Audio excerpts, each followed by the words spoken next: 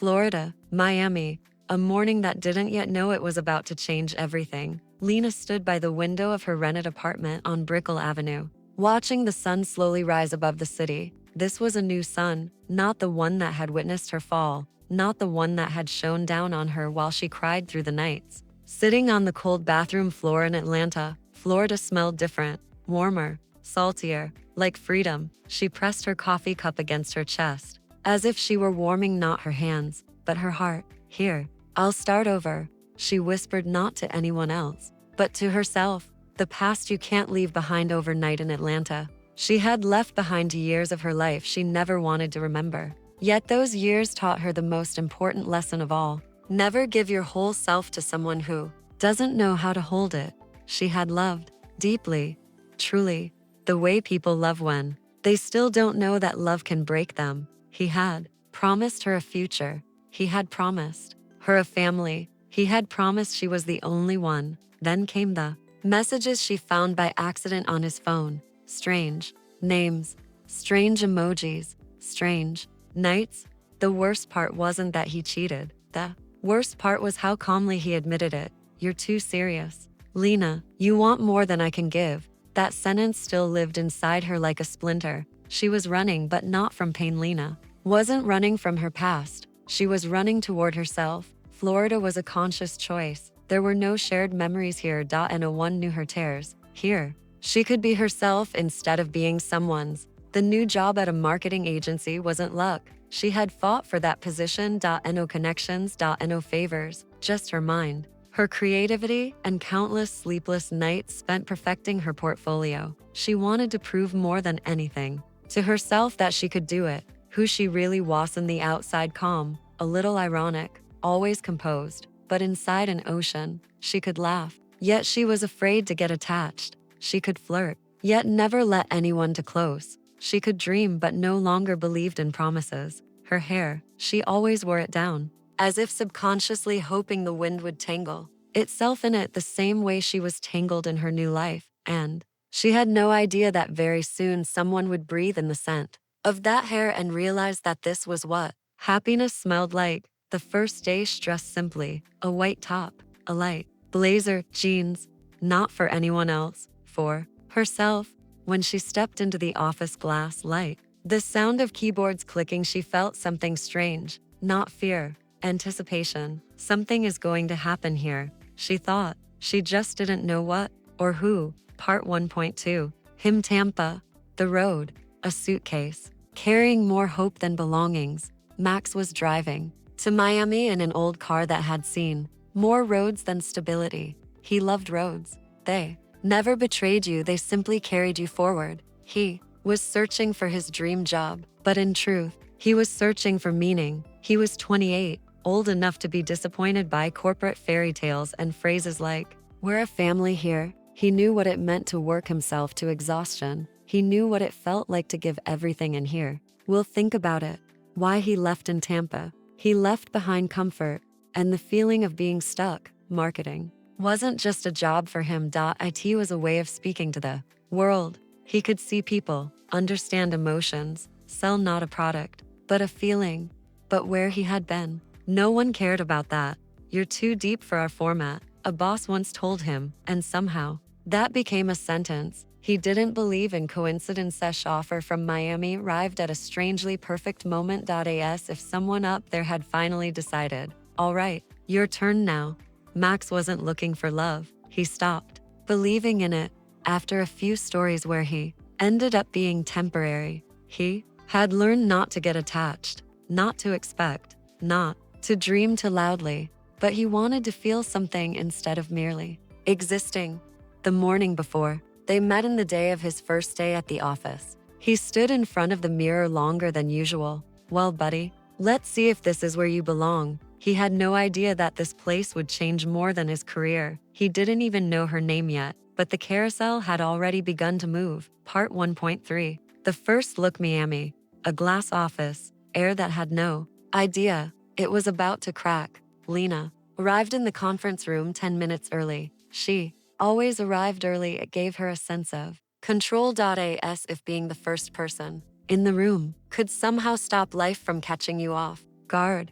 She sat near the window. The ocean was far away, but its presence could still be felt, like the temptation to run whenever things became too hard. She opened her laptop, closed it, opened it again. Relax. It's just work, she told herself. The door opened. She looked up and time stumbled. Max walked in without rushing. As if nothing in life could truly scare him. As if he knew that whatever happened, he would handle it. He was dressed simply, a dark shirt, sleeves rolled up, a watch with no unnecessary flash. But there was something about him that couldn't be bought. Confidence, calm, or the weariness of someone who had already seen too much. Their eyes met, and something clicked.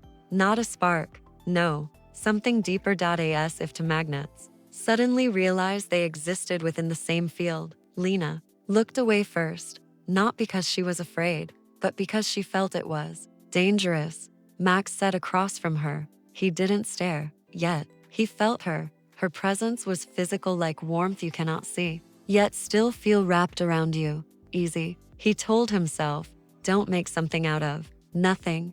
But something inside him had already begun to move. The presentation. Nobody really heard. Simeon was talking about numbers, strategy, the market. Lina nodded and took notes. Max listened, but only halfway. The other half of his attention caught details. The way she pressed her lips together when she disagreed. The slight tilt of her head when something interested her. The way her fingers moved across the touchpad, confident, yet gentle. She knows exactly what she wants, he thought, and for some reason, that thought stayed with him. Meanwhile, Lina could feel his attention even when he wasn't looking directly at her. It irritated her and unsettled her. Not now, not here, she warned herself. The first word Lina, the manager, said, "This is Max. You'll be working together on the new project." Together. The word hung between them. Max turned toward her and smiled, not seductively, not performatively, just sincerely.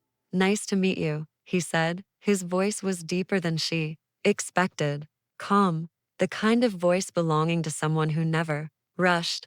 "Likewise," she replied. Their hands touched, only for a moment, but it was enough for a current to run across her skin. Lina pulled her hand back quickly. So did Max. They both pretended nothing had happened, but something had. After the meeting, the hallway was long and bright. They walked side by side, slightly too close to feel comfortable. "How long have you been in marketing?" he asked.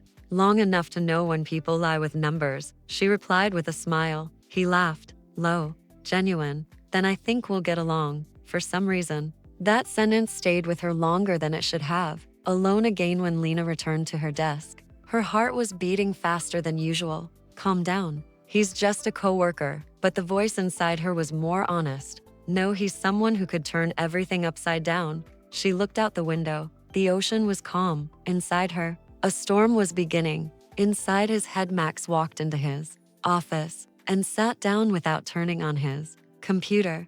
He didn't react to people like this. Often, almost never. "You didn't come here for this," he told himself, yet the memory of her eyes wouldn't leave him. It wasn't her beauty. It was her depth, the kind of depth where you either drown or find yourself. Part 2. When feelings spiral out of control. 2.1 A morning that isn't ordinary. Mornings in Florida always begin beautifully, but this one was far too loud inside. Lina stood in front of the mirror, staring into her own eyes. They had changed, not in color and depth. She tried to tie her hair up, only to let it fall loose again. As if she instinctively knew that was how it should be. "It's just chemistry," she told herself. "It will pass." But her body disagreed with logic. The office. She felt him before she saw him. His presence lingered in the air like electricity before a storm. Max looked up, and their eyes met once more. This time without surprise, without shock, with awareness. Two, when they worked too close together, they sat side by side, working on a presentation for a client. Their knees brushed, occasionally accidentally, or almost accidentally. Lina felt her skin react, faster than her thoughts. She shifted away by a fraction. Max noticed, and moved away as well. "Everything okay?" he asked quietly. "Yes," she answered too quickly. He said nothing, but something tightened inside him. "She's fighting this too," He realized. 2, 3 The first crack in the wall after lunch. They stepped onto the balcony for some fresh air. Sunlight rested on her shoulders. The wind played with her hair. Max looked at her and found himself thinking about anything but work. Have you ever been afraid of being happy? He asked unexpectedly. She flinched, not because of the question, because of how accurate it was. I have, she admitted honestly. Because happiness has a habit of disappearing. He nodded. Me too. And in that moment, another barrier between them vanished. 2, for the night that changes everything. That evening, there was a company gathering, nothing special, just drinks, music, and co-workers. But they both knew something was going to happen. Lina wore a black dress, simple, yet it fit her as though it had been made only for her. Max walked over. You look, he began, then stopped. Dangerous, she finished for him. He smiled. They stepped outside, away from the noise. The ocean was nearby. The night was warm, far too quiet. 2, 5 The first kiss, neither of them had planned it, but when she turned to face him, the distance between them disappeared. He lifted a hand to her cheek. Slowly. As if asking permission. She didn't step away. His lips brushed hers, gentle, tentative, real. She breathed in his familiar scent and felt a sense of peace she hadn't known in years. The kiss deepened naturally, not rushed, not desperate. The way do people kiss when they're afraid and unable to stop themselves anyway? He pulled her closer. She rested a hand against his chest. His heart was racing, alive. Max, she whispered. I know, he replied softly, and then he let her go. That was the hardest part to. Point 6. After they drove home separately. No continuation. No explanations. Yet both of them knew that kiss had already changed everything. Lina lay in the darkness of her room, touching her lips as though checking whether it had really happened. Max stood beneath the shower and thought only one thing. I don't want to run anymore. 2, 7 The carousel speeds up. The next day, they barely spoke. Their silence was too loud. Yet between the lines, between every glance and every movement, one message remained. We've gone too far to pretend nothing happened. 2, 8 The night, no one plans my. Just after midnight, the city breathed more slowly than their hearts. She texted first. One sentence. No. Period. Are you awake? Max read the message and didn't answer immediately. Not because he didn't know what to say, because he knew exactly what to say. He looked out the window. The night was warm. Humid. Real. No. He replied. 7 minutes later, she was standing at his door. When words become unnecessary, opened it.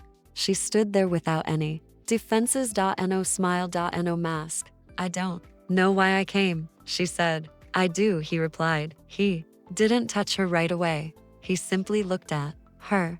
She took a step closer, and that step decided everything. A touch that changes everything. His hand settled gently at her waist. Slowly. Confidently. As though he were holding not a body, but a future. She drew in a sharp breath. Her knees suddenly felt weak. Max, she whispered. He leaned closer. Their foreheads nearly touched, and for a moment, neither of them wanted to move.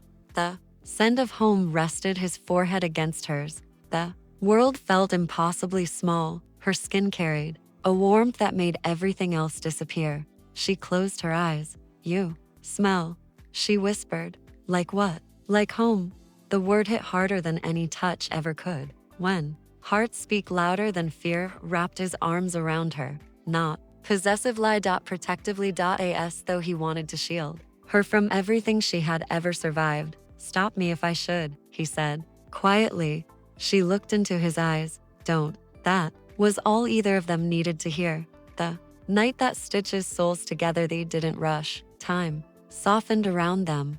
He memorized the rhythm of her breathing. She memorized the warmth of his embrace. When he ran a hand gently through her hair, she smiled through half-closed eyes. What? She asked softly. Your hair, he breathed in. It smells like happiness. For the first time in a very long while, she believed that happiness might be real. A morning without running. Awaish woke to sunlight. Not fear, not regret. He was still there, calm, real. She didn't jump out of bed, didn't gather her things, didn't run. He opened his eyes. You're here, he said. I'm here, she replied, and somehow those two simple words carried more meaning than any promise ever could. 2. 9. Fear after happiness always arrives first. Fear follows immediately behind it. To the office. They became restrained again, professional, careful, but now they shared a secret understanding, and it terrified them. Lina kept catching herself thinking, what if he leaves? Max thought something different. What if I can't leave even if I have to? The carousel kept spinning faster. 2:10 the point where it's all or nothing. That evening he said, we need to talk. She nodded. Her heart tightened. They stood on the balcony. The ocean was dark. I don't want to be just another story to you, she said. He looked directly into her eyes. And I don't want to keep running. Silence. A choice. I'm not promising it'll be easy, he added. Neither am I, she replied. But I want to try. And in that moment, the carousel didn't stop spinning, it simply began turning with them. Part 3. When love hurts as much as breathing. 3.1 The morning after that feels scarier than the night. Lina awoke before him. Sunlight drifted across the walls, across his shoulders, across the silence they now shared. She looked at Max, and her heart tightened. Not from fear, from a tenderness that was difficult to hold. He slept peacefully, as if for the first time in a very long while. And she thought, I could become something real for him, or just another loss. Carefully, she brushed her fingers through his hair. Barely. As if she were afraid of breaking the moment. He didn't wake up, but he smiled, and somehow, that smile hurt. 3. To the day they pretend nothing happened at the office felt too bright, too loud. They didn't sit together, didn't look at each other for too long, didn't allow themselves anything unnecessary, yet every movement carried meaning. When he handed her some papers, their fingers brushed lightly, and that was enough to make her lose her train of thought. When she leaned closer to her screen, he caught the scent of her hair. God, this is driving me crazy. They were close, and somehow, impossibly far apart. 3.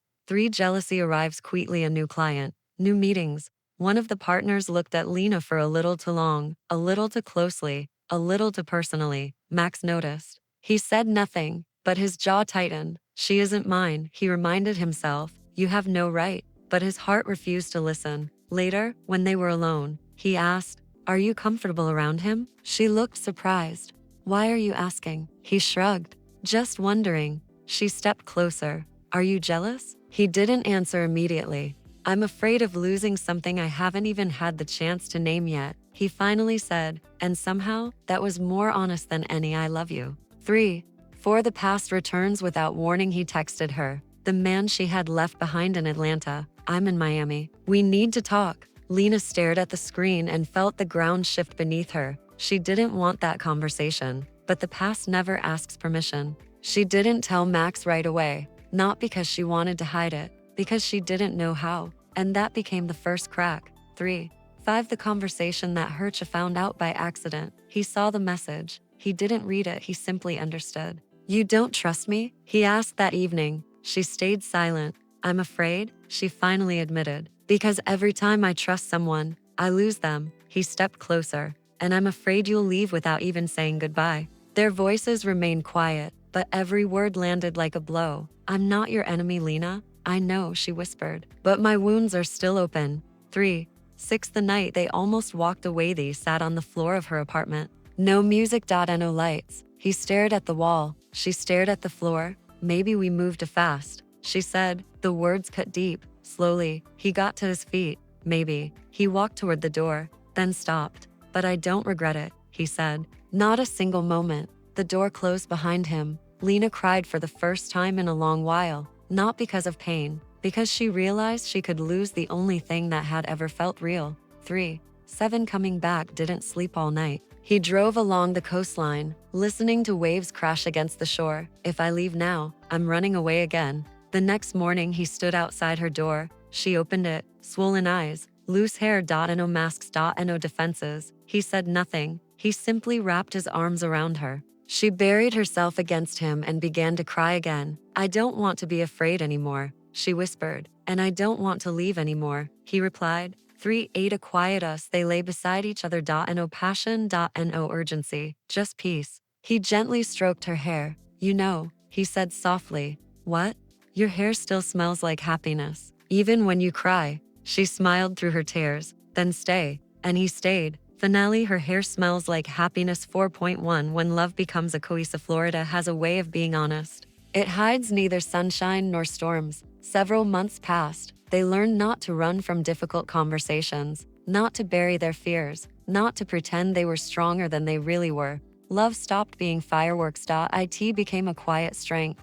Max received an offer partnership in the agency, a major step, more responsibility, a different life. Lina was offered New York, her dream project, a career breakthrough, the kind of opportunity people spend years fighting for. They sat on the balcony, watching the ocean. I don't want to be the reason you give up on yourself, she said, and I don't want to build a future that doesn't include you, he replied. The silence stretched on, but it wasn't heavy. What if, she began, what if we stopped choosing between things, he finished, and start choosing together? 4.2 When life spins the carousel in a different direction, they found a solution, not a perfect one, but theirs. She worked with New York remotely. He built the agency in Florida, and for the first time, he wasn't building it alone. They learned how to be a team, not just romantic partners, something real. There were arguments. There were days of silence. There were nights when they simply lay beside each other, holding hands, and somehow, that was enough. 4.3 The moment that stays. For Verona evening, they drove outside the city, to a place with less light and more sky. The wind played with her hair. Max stood behind her, his arms wrapped around her waist. Do you remember our first day? She asked. I do, he said with a smile. Back then, I had no idea you were about to change my life. He leaned closer and breathed in the scent of her hair, slowly, deeply. It still smells like happiness, he said. She turned around, looked into his eyes. Then don't let go. He didn't. For a legend that isn't about perfect love, they never became a fairy tale without cracks. They became a story that survived. Love is not about things being easy. It's about staying together even when they're hard. Florida had seen countless stories, but this one remained, because it wasn't a story about running away, or passion, or a chance encounter. It was a story about two people who finally allowed themselves to stay. Final shot. Morning. The ocean. Light. Lina stands by the window. Max walks up behind her and gently touches her hair. He breathes in, smiles, the camera slowly pulls away, and a single line is heard: a title, an ending, and a beginning all at once. Her hair smells like happiness, and I know now it always will.